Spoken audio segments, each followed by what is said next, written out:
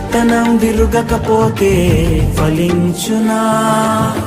కష్టాలే లేకపోతే కిరీటమే వచ్చునా? శ్రమలే నా అతిశయం, శ్రమలోనే ఆనందం, శ్రమలయందే ఉత్సాహం, విశ్వాసమే నా బలం. శ్రమలే నా అతిశయం, శ్రమలోనే ఆనందం, శ్రమలయందే ఉత్సాహం, విశ్వాసమే నా బలం.